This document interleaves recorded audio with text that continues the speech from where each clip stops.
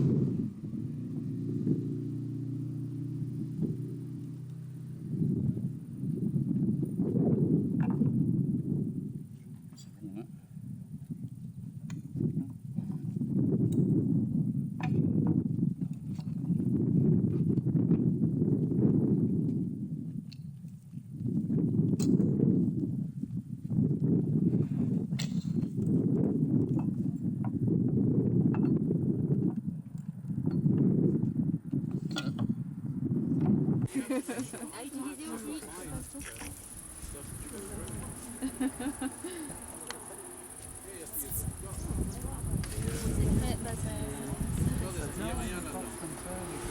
Alors, c'est pour avoir des tranchants réguliers avec ce type-là de porte. Non, tu n'y arrives pas. Mais alors, j'ai tenté sur le temps de pas des graminées. Ça tient, ouais. C'est très facile. Enfin, très rapidement, ça se régularise un petit peu. Si la colle tient, ça tient. Mais effectivement, j'ai l'impression qu'il y en a. Ça fait des trajets. Le problème, c'est que j'ai du mal, moi, à choper suffisamment de pièces qui soient du même diamètre, même gabarit pour moi. Mais ouais, il y en a. Moi, je pense qu'il faut marquer les. Il vient de la Turquie. Je peux regarder. J'ai testé déjà. Pardon. Lui vient de la Syrie, je crois. Si c'est bien, si Ah non, ça c'est simplement d'ici. Ça va couper. C'est pour un c'est surtout rocher, je crois. Non, ne t'inquiète pas. Ça va aller. Le côté régulier, ça gêne pas trop. Après, là, ça va sauter. Et ça va Je être crois que c'est intéressant. celui-là qui est de la C'est Syrie. avec un peu de gazon. Donc on peut prendre celui-ci. Ah, en Turquie, on a remarqué que alors déjà, il y a une zone qui est toujours émoussée ici. Oui. Et on a remarqué que le villageois plantait cette partie dans la terre. Et quand il se reposait, il la mettait comme ça. Et la posait. Et quand il mangeait son sandwich, hop, il les posait comme ça. Ah, c'est marrant ça. Et ouais, parce que comme ça, Oui, dangereux. ouais, il nous a expliqué qu'il en perdait, il pouvait la perdre. Donc, en le mettant comme Le ça, problème de perdre des outils dans les champs n'est pas petit. Hein. et ouais. Quand on a Le champ fait, selon moi, 12 par 73 mètres. Ça, c'est selon mon pas, qui est un mètre selon moi. Donc, c'est pas précis. Mais c'est à peu près 12 par 73. Et j'ai semé seulement 6,5 kilos. Et ça compte les enveloppes. Donc, c'est presque la moitié, 9 kilos de grains, finalement, dans tout ça. Mais il faut aussi prendre à deux endroits, faire un comptage, faire un mètre carré, mesurer un mètre carré et compter les tiges. Et peser les épis idéalement, mais enlever les peser. On les prendre à part d'un mètre carré 2 fois.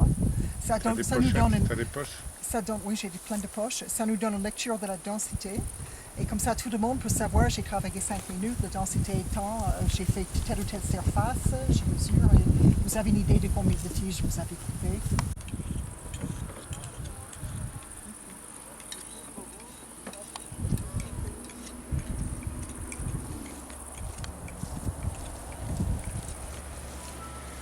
Comment tu coupes comme ça? Non, c'est dans un seul sens, comme ça. Tu prends, normalement c'est comme ça, si ta faucille est courbe, tu prends comme ça, tu saisis avec la main et tu tires vers toi. Si ta faucille est un peu courte, tu prends plutôt. Ça c'est normalement mes gestes et je les fais un peu mal, mais j'ai des films sur mon ordi qui a un peu de batterie pour montrer si les gens veulent les voir.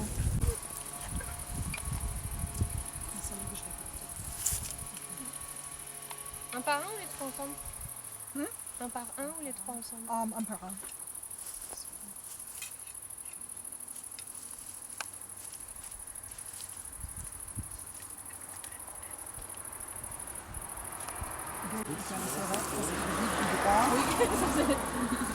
Il a fait la même chose déjà l'année dernière. Lui, je crois que les gens ne l'aiment pas trop, mais c'est possible, il est dans les pieds. Même pas parce que c'est pas confortable, c'est en bois de Rennes.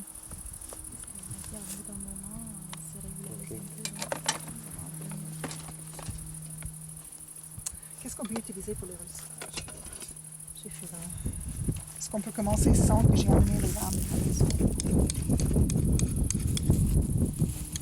À mon avis, ça peut être lui qui n'a pas vraiment servi. Déjà. L'idée, c'est le... Est-ce que là, on l'a bien en main? Le doigt là. Oh Dieu. Donc déjà, on va défaire les essais. Qu'est-ce que tu utilises pour la génération chez toi?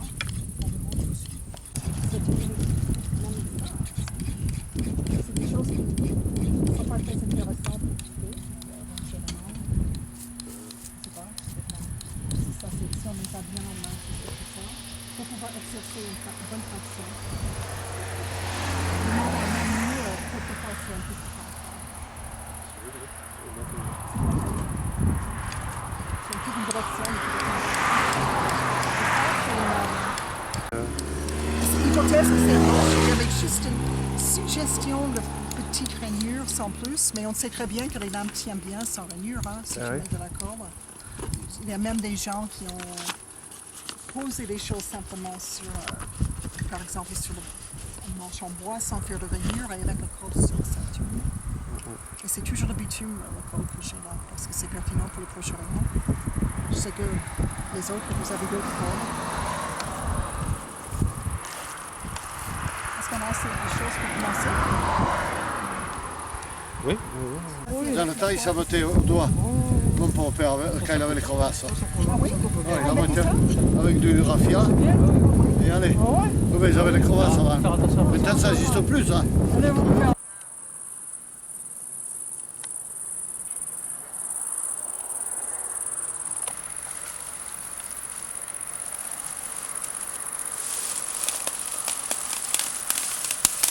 Alors, regarde, Là, tu vois, tu c'est sais ça, pourquoi? voilà, tout cela, ils n'étaient pas tenus. C'est parce que ton terrain tient mieux. Faut que tu le fasses par poquet là.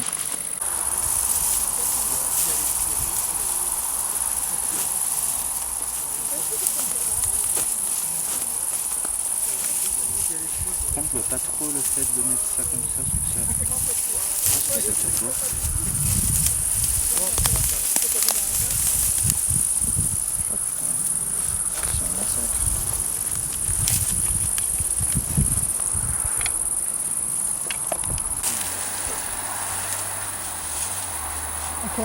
tu mets l'autre main. Tu rapproches tes mains d'abord, tu mets ton pied éventuellement sur... Rapproche. Et tu mets ton pied sur la base. Et tes deux pieds ou autre, je sais pas. Et tu tires. Ouais, c'est bien. Il y avait juste il fallait mettre le pied. Ouais. Oui, c'est vachement ça. Eux aussi, ils ont des... On lève après comme ça. Et si tu veux, tu peux garder les tiges et tranquillement les voir après. Hein.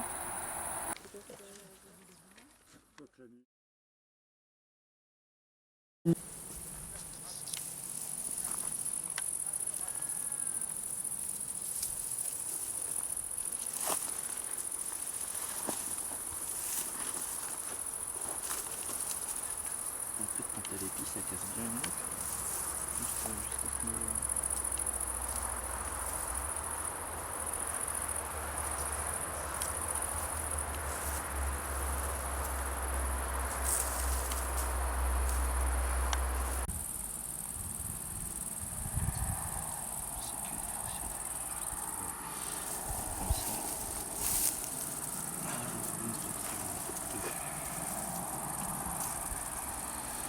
Ça c'est qu'un... Ah oui, les effets sur le...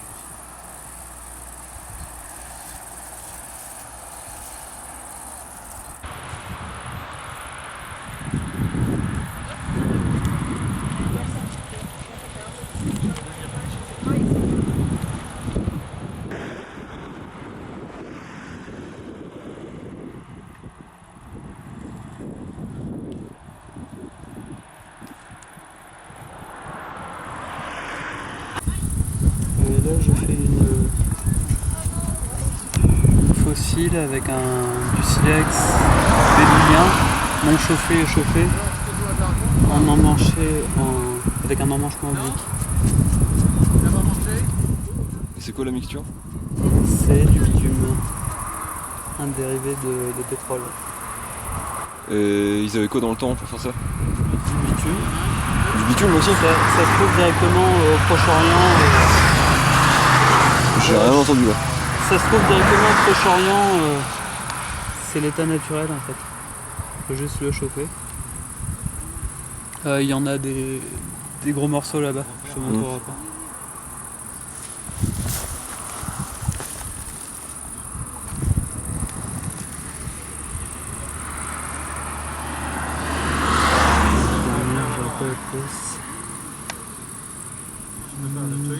Moi j'essaie de faire une micro-dent.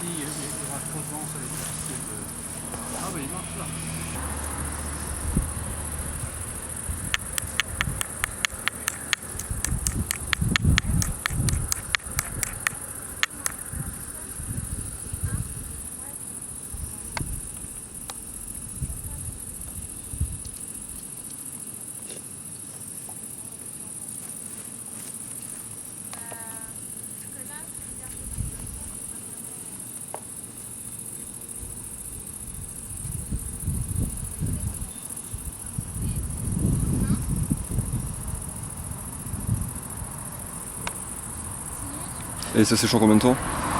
Dès que ça refroidit, c'est sec. C'est presque instantané.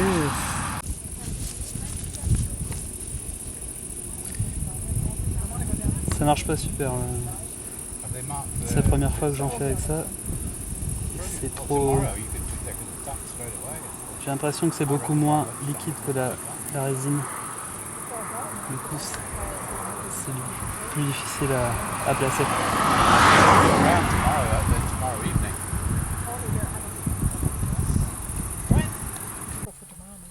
Yeah, okay, let's go and see. No, it's quite good. Là, il faut attendre un peu plus parce qu'il y a plus de volume.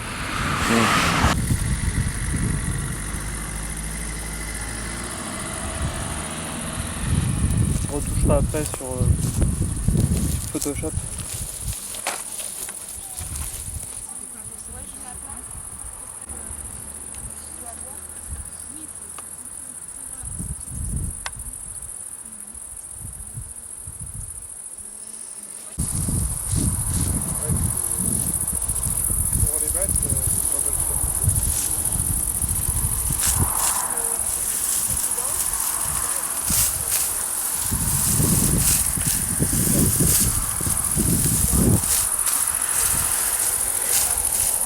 C'était labouré avant?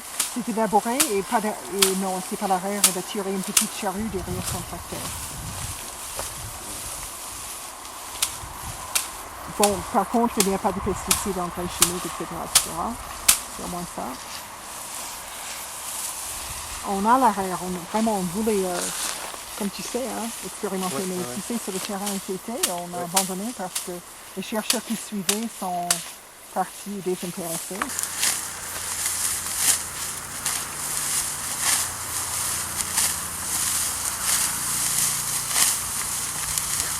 C'est une question de rythme. Quand on voit avec les petits en métal, les ethnologues ont décomposé les rythmes en 1, 2 ou 3. C'est-à-dire 1, c'est pour les outils courbes, on ramasse les bonnes bords de tige, on les tire vers soi. Il y a un mouvement avec les pieds aussi pour le rythme. Et les pieds aussi. Comme ça. Exact. Ça avance comment? Filme-moi, tu vois. Bah, ça filme.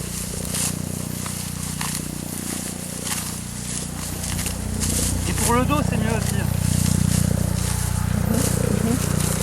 Mais après, c'est vrai que c'est encore plus efficace dans les champs plus denses, parce que c'est une progression constante, très régulière, et des fois là, c'est un peu plus clairsemé, donc on cherche plus, et après...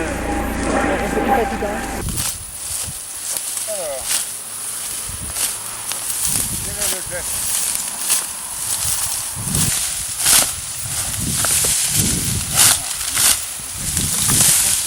Prends ta main.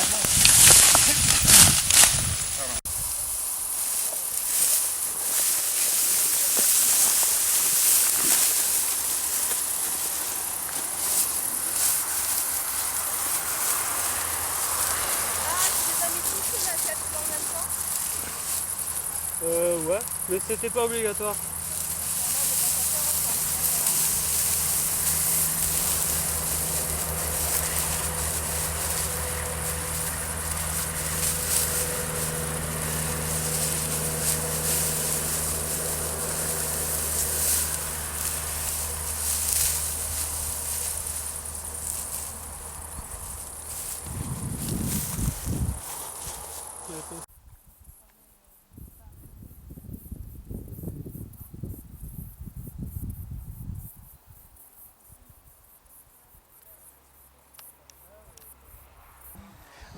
Là, on est en train de moissonner le blé en grains, c'est-à-dire le Triticum monococcum. Et il est appelé le petit épeautre dans cette région. Et nos souches de grains se trouvaient dans les sites archéologiques au début de l'agriculture. C'est ça l'important. Et bien sûr, ça a duré jusqu'à aujourd'hui. Et c'était largement utilisé dans la région. Il y a la soupe d'épeautre, il y a le pain d'épeautre, etc., qui est encore en vente dans certaines conditions bio.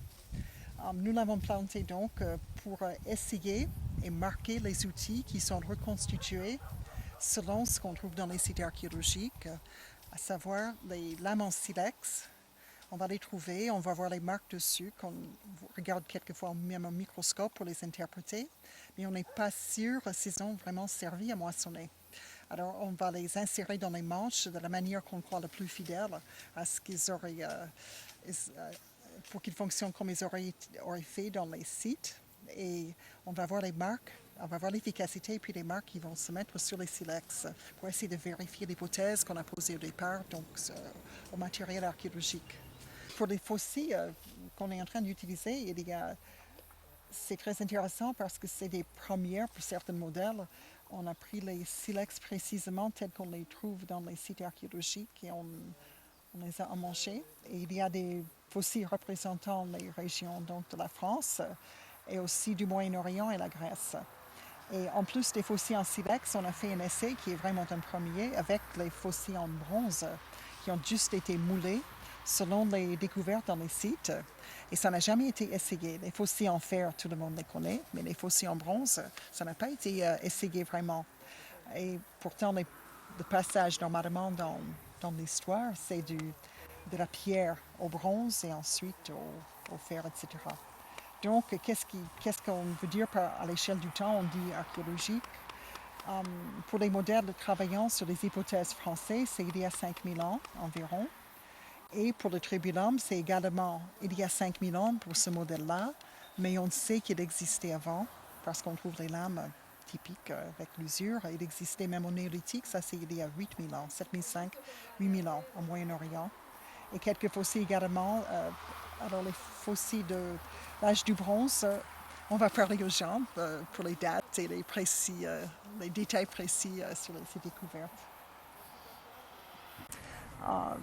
En tout cas, évidemment, la récolte de grains est un objectif, mais il faut réfléchir à la paille aussi. C'est souvent la gestion de la paille qui fait qu'on va couper les céréales au lieu d'enlever les épis seulement ou arracher la plante sans outil.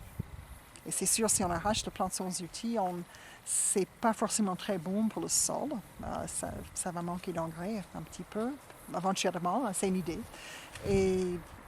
Et aussi, on va avoir à gérer au niveau, lorsqu'on bat, il y aura éventuellement des cailloux et un peu de terre dans le processus de battage qui ne sera pas forcément facile à séparer des grains. Ça peut un petit peu salir le processus. Et tout ça, c'est selon les cultures, ils font un choix là-dessus pour diverses raisons, plus compliquées de ce que j'évoque. Et ce n'est pas toujours le même choix.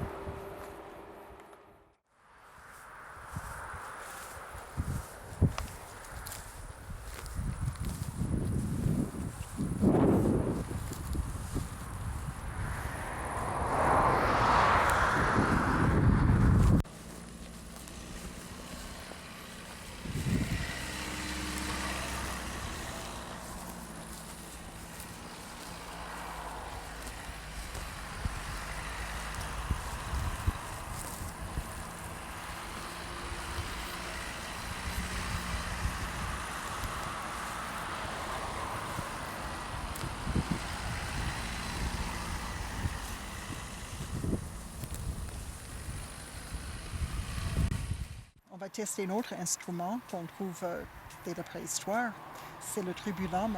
Et c'est une planche en bois, ou bien dans notre cas un assemblage comme un radeau, c'est-à-dire les sortes de rondins sont assemblés avec du cuir. Et sur l'envers, on a fait couler du bitume et on a mis les lames dedans pour faire un instrument qu'on pense, qu'on a déjà testé d'ailleurs dans d'autres expérimentations, a fonctionné dès qu'on avait le blé domestique. Et ça a fonctionné dans les sites archéologiques. Il est tracté par un animal ou deux animaux. Et on a cette hypothèse, d'une part parce qu'on a regardé au microscope les lames qu'on a dans les sites archéologiques. Et ceux-là, bien qu'ils avaient un certain lustre, normalement laissé par le silice des blés, ceux-là n'avaient pas les marques, par contre, qui correspondaient à la moisson. Et on pensait que ça pouvait être le tribulum. Et en effet, on a des tribulums maintenant abandonnés, ethnographiques, qui ont utilisé aussi les petits silex, un peu comme dans les sites archéologiques. Et on a regardé les traces, on a comparé.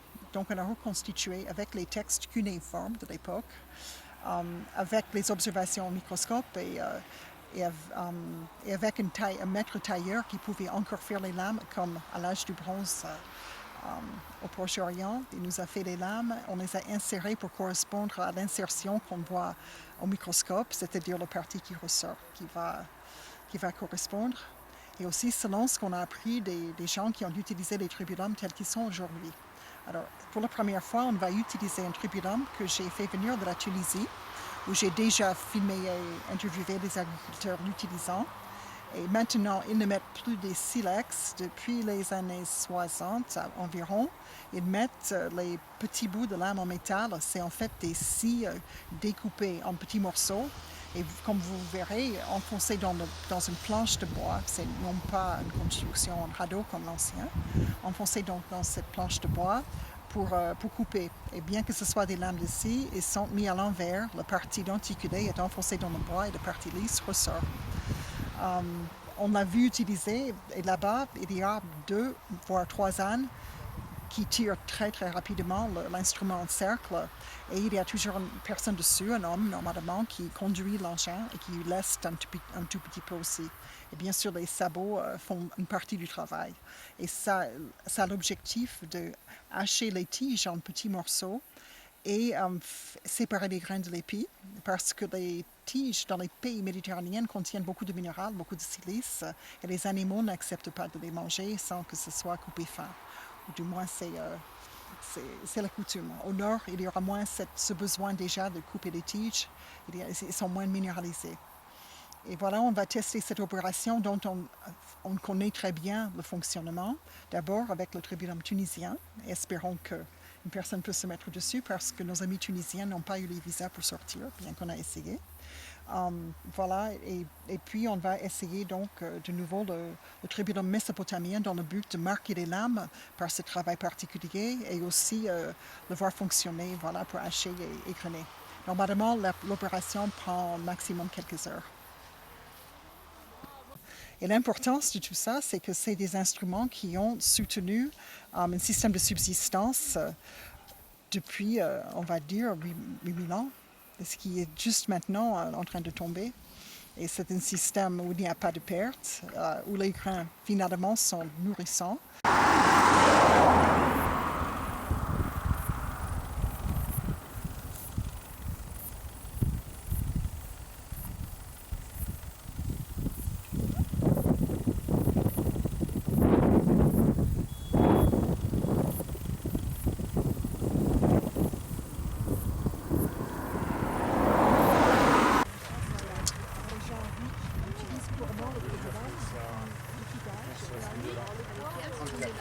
Les lames, et ce qui avance, c'est des fleurs assez comme les autres.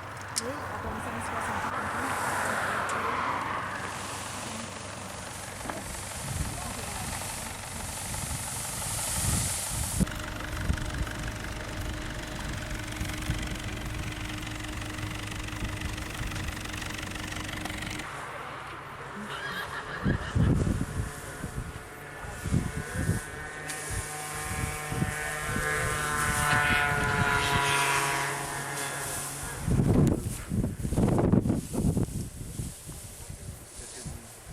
T'as pas le temps de comprendre tout se fait.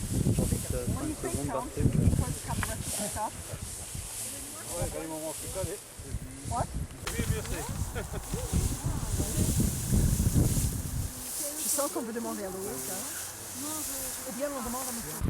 Il faut essayer de la placer, je voulais en voiture. J'avais la tête qui commence.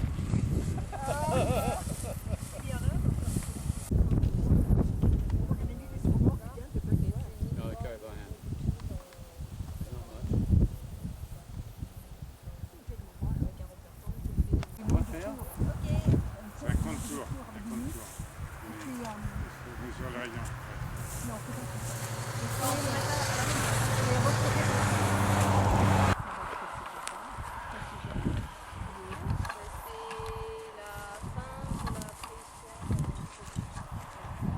Vous avez pu les peser? Madame Rubutet, vous êtes là. Oui, on les a pesés. Hein.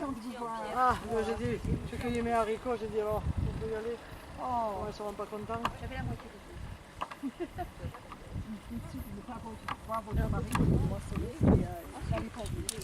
Oh, Faites le tour. On est 9. Oui. Parce qu'on est 11 à table. Ça c'est un peu moderne pour l'époque. D'accord, c'est une tricote, c'est ça?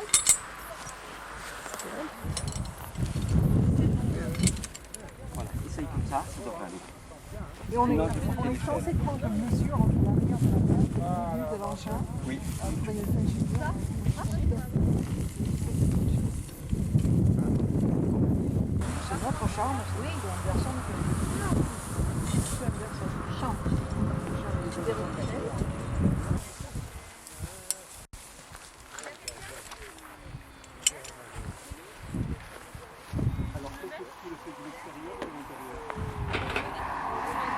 Et très rapidement, la paille sera coupée, vous allez voir, et ça commence à se comporter comme une fluide. Comme ça. Et s'il n'y en a pas assez, le tribunum ne marche pas. Il faut le laisser un peu quand même, ou ça avance plus vite si on peut le laisser. Et il va toucher à terre ou quelque chose comme ça, il ne fonctionnera plus s'il n'y a plus un lit sur lequel glisser, un lit de tige sur lequel il peut glisser, et il fera le travail très bien sans jamais arriver par terre. Et donc il faut le processus, on est dépendant sur une certaine épaisseur. Et là, j'ai pu mesurer en Syrie et en Tunisie, c'est toujours pareil, c'est une cinquantaine de centimètres d'épaisseur.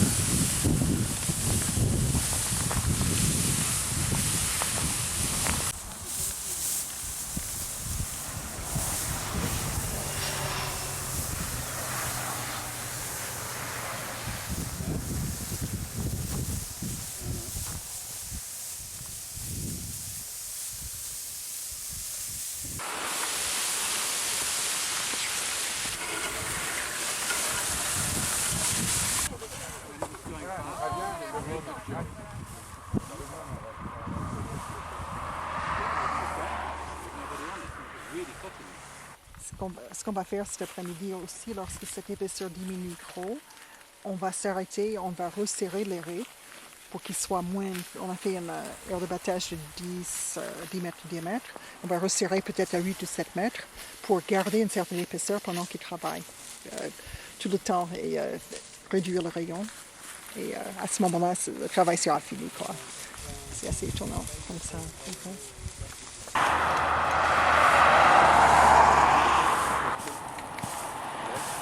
Donc qu'est-ce que je fais? Tu veux que je monte au restaurateur? Hein? Ça va? Tu es d'accord avec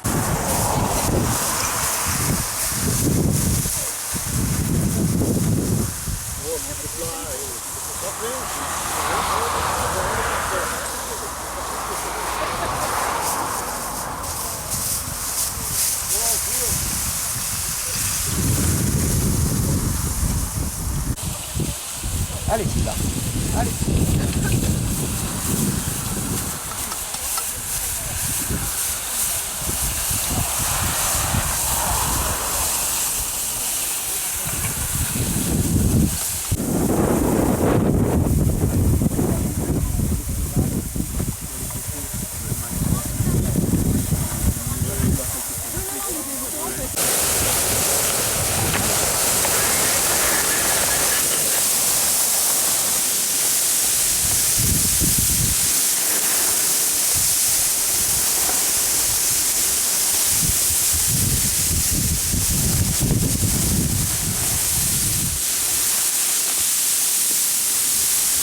Il sait qu'on lui fait des compliments. Et puis je vais lui montrer ça aussi. Ah oui. Parce qu'avec une bête qui court,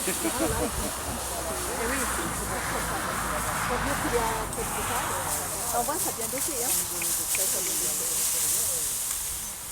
Est-ce que vous pensez qu'on va arriver à couper ça un peu plus? En tournant des heures, oui. Des heures, tu penses que ce serait beaucoup? Ou quelques minutes? En quelques minutes, ça va pas changer grand-chose. Là, il faut vraiment encore tourner. Le but, moi, je pense que c'était justement qu'il n'y ait plus ça. Qu'il n'y a plus ça, oui, exactement. C'est-à-dire que plus ils vont piétiner, voilà, là on a l'exemple de ça. C'est très important. C'est quand on marche dessus, c'est en marchant dessus, sans doute. Donc, en mettant les pieds. Donc plus ils vont tourner longtemps, plus ça va défaire les épis et on aura vraiment comme là, plus que du grain. Que du grain. Voilà, que le palonnier soit là, très bien. Les traçages devant, si tu veux. Je te remets un dernier tour.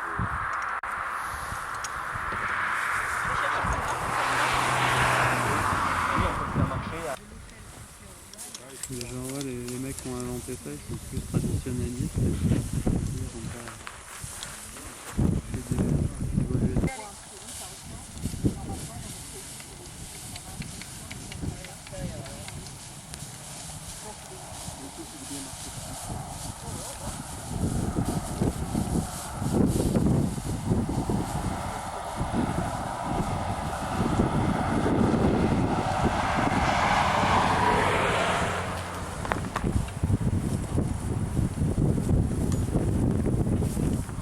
les Égyptiens qui faisaient passer les gorées sur les vêtements? Piétinage juste pour... Qui piétinaient, ça marche très bien. Là, ça dépend de la céréale. Les céréales anciennes, elles sont quasiment déhiscentes naturellement. Est-ce que tu peux donner un avis maintenant, si on s'arrête là? Moi, j'aimerais bien que ça soit plus... Si on est en rond bien plat, ça sera une forme. Ça sera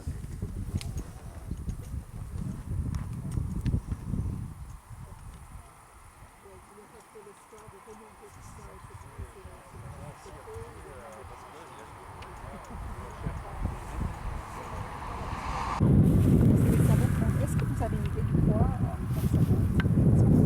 puis 150 kg ça, donc là.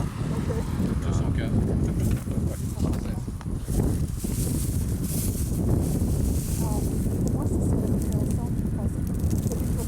c'était dans les années 70 qu'on n'a plus taillé la pierre pour le tribunum, mais qu'on a commencé à, dans certains endroits, soit à l'abandonner complètement, soit à remplacer les éléments en silex par du fer. Parce que plus facile d'insertion, moins coûteux en temps et expertise. Et où je travaille en Tunisie, il y a encore un artisan qui fabrique les tribunums et les outils agricoles quotidiennement. Donc ça persiste un peu, mais c'est plutôt rare aujourd'hui. Est-ce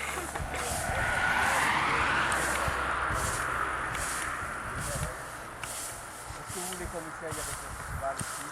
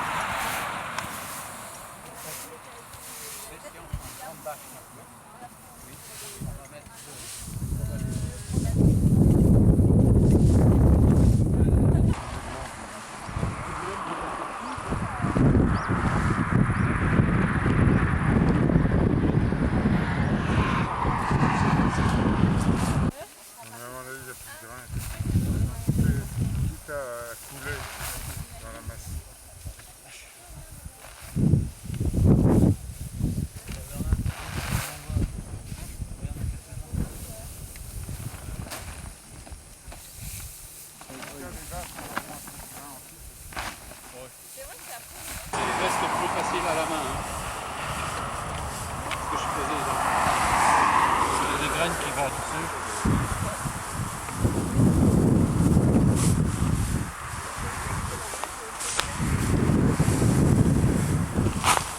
Les graines restent là? Là, il y a des graines, tu vois.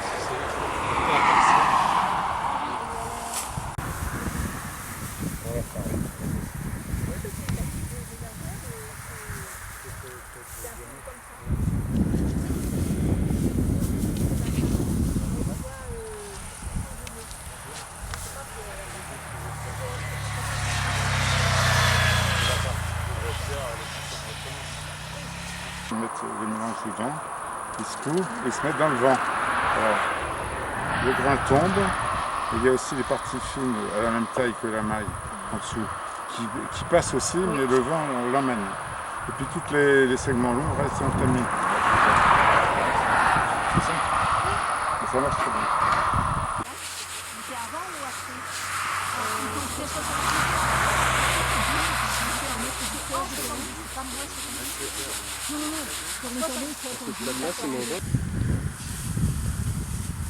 Plus de bol là.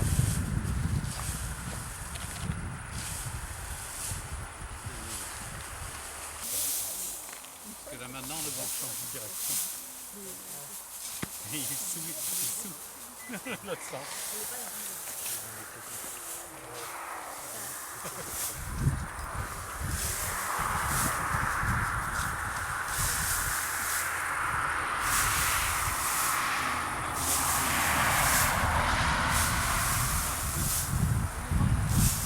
Le vent s'est inversé.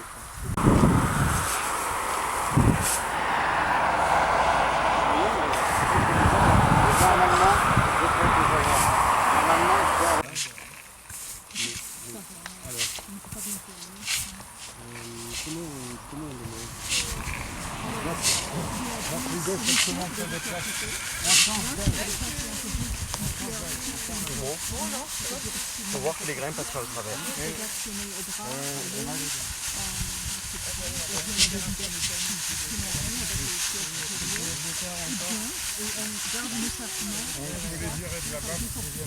Ah, là ça tombe bien, regarde, rien que le vent. Ça marche? Ah oui, oui. Ah, c'est la terre, on avait. Oui, c'est pas grave, la terre, on peut l'avoir au tamis. Je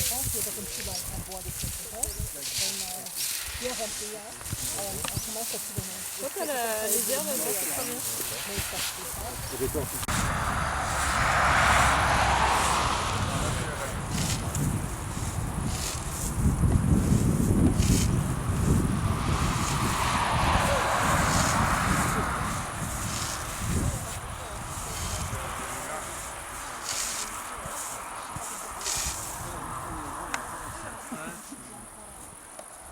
les tamis, c'est que le grain passe à travers.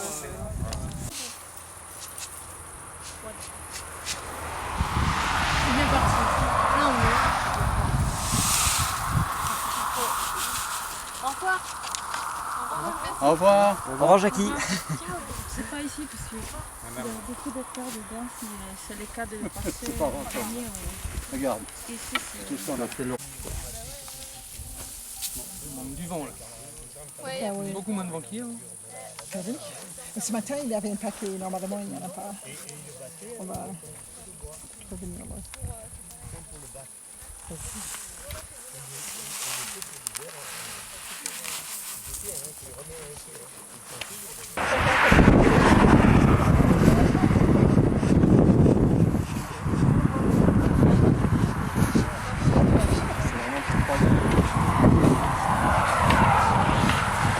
On a beaucoup de terre alors qu'on... Ah oui, oui. Il y a beaucoup moins de paille par contre. Mais pour la terre, à part un tri manuel, Ouais, faut réfléchir à une astuce. il doit nous manquer quelque chose.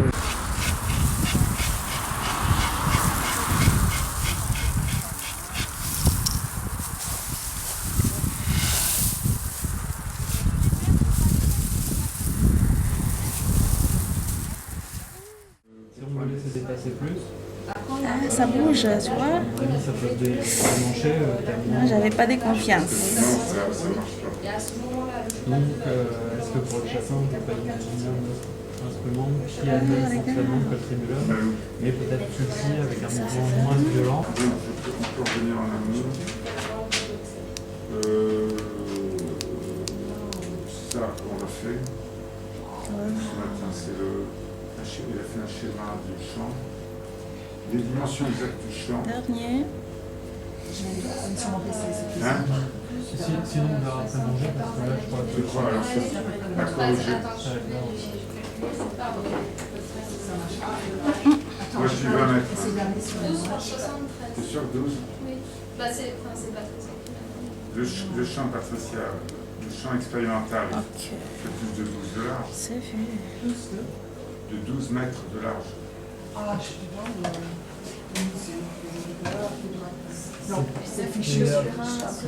Approximativement 73 Ah, par ça- 12. et ça, c'est important. C'est ça que j'ai quelque chose comme ça. Oui.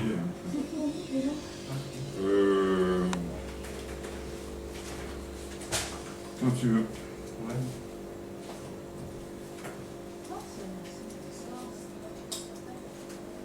Si tu veux me donner des trucs, enfin, bien. Moi aussi, ça va. Ah, ok. Tout petit, on peut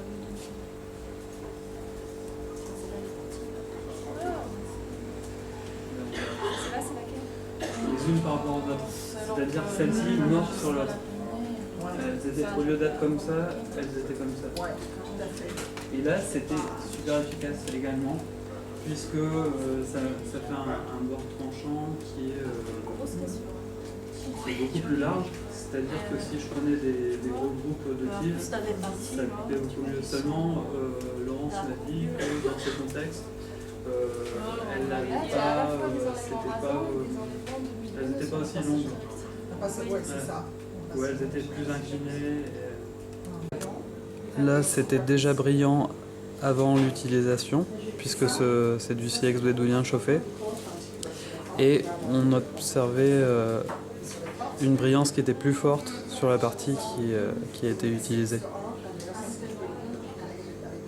Donc là, je ne l'ai pas encore regardé ni à la bino ni au microscope, mais je me doute que là, il va y avoir un poli bien marqué. Ça, c'est le livre que Thomas, tu as vu que j'ai ramené. Ah ouais, je vais regarder dessus. Mais le vert, c'est là-bas. Et je dois le reprendre quelques jours au moins.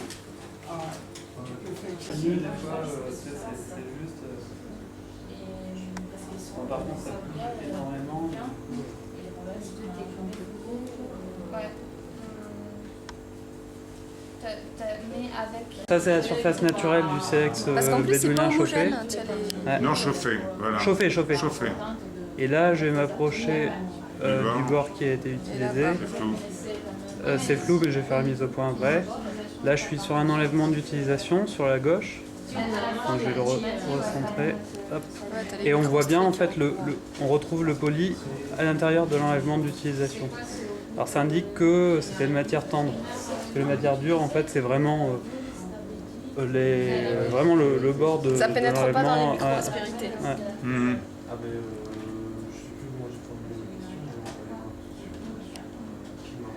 Et là on voit mal, mais ouais, il y a des indicateurs linéaires. Là, on voit le mouvement il y a un mouvement longitudinal. Le tranchant de l'outil, c'est ça, Ouais.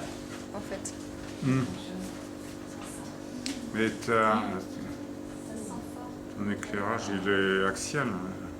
C'est basé sur le microscope, c'est basé sur une réflexion vraiment transversale de la lumière. La binôme, non, le microscope, oui.